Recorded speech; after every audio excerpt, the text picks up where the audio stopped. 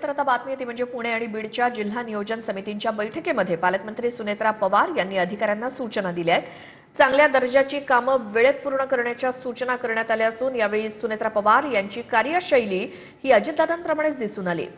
दादांसारखी शिस्त आणि चोखपणा यावेळी सुनेत्रा पवारांमध्ये देखील बघायला मिळाला।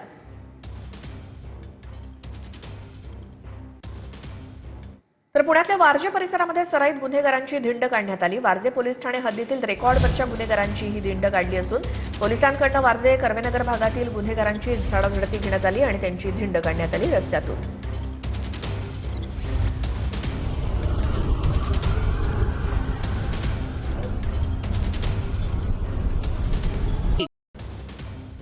सहा वर्ष एकाच जागी असलेल्या अधिकाऱ्यांच्या एप्रिलमध्ये बदल्या होणार आहेत। बदल्याला मुदतवाढ नाही, बदली रद्दही केली जाणार नाहीये। बदली झाल्यानंतरही अधिकारी त्या जागी रुजू होत नाहीत आणि कर्मचारी रुजू होत नसल्याने प्रशासकीय अडचणी निर्माण होतात आणि बदली अधिनियमानुसार बदल्यांची काटेकोरपणे अंमलबजावणीचे निर्देश आहेत।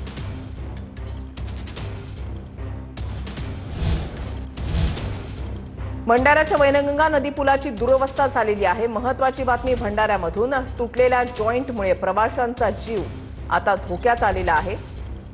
पथदिवे सुद्धा बंद असल्याने अंधारामध्ये वाट शोधावी लागतेय। नगर परिषद प्रशासनाने तातडीने दखल घेऊन दुरुस्ती करण्याची मागणी केली आहे। आपण सध्या भंडारा जिल्ह्यातील अतिमहत्त्वाच्या असलेल्या वैनगंगा नदी पुलावर आहोत। हा पूल खरं पाहायला गेलं तर राष्ट्रीय महामार्गावर आहे आणि त्यामुळे या पुलाकडे प्रशासनाचे लक्ष असायला हवे होते, मात्र कुठेतरी प्रशासन याकडे दुर्लक्ष करताना पाहायला मिळत आहे।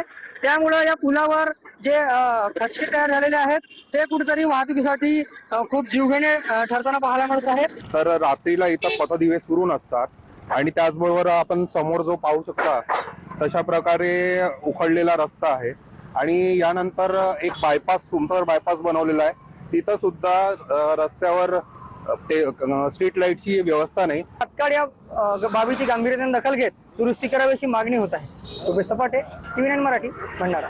मुख्यमंत्री फडणवीसांची सकाळी 10 वाजता सह्याद्री अतिथीगृहावर बैठक आयोजित करण्यात आली आणि या बैठकीमध्ये अर्थसंकल्पीय अधिवेशनाबाबत चर्चा केली जाणार आहे। महाराष्ट्राचा अर्थसंकल्प 6 मार्चला सादर केला जाणार आहे।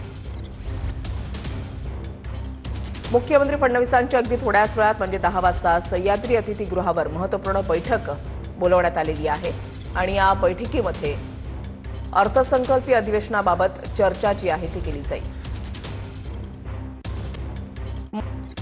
राज ठाकरेंनी मनसेची शिवतीर्थवर बैठक बोलावलेली आहे। सकाळी 10:30 वाजता शिवतीर्थवर या बैठकीचं आयोजन करण्यात आलेलं आहे। मुंबई शहराध्यक्ष संदीप देशपांडे आणि मुंबईतील विभाग अध्यक्ष बैठकीसाठी उपस्थित राहणार आहेत। मराठी भाषा दिनाच्या संदर्भात बैठक होणार असल्याची माहिती आहे।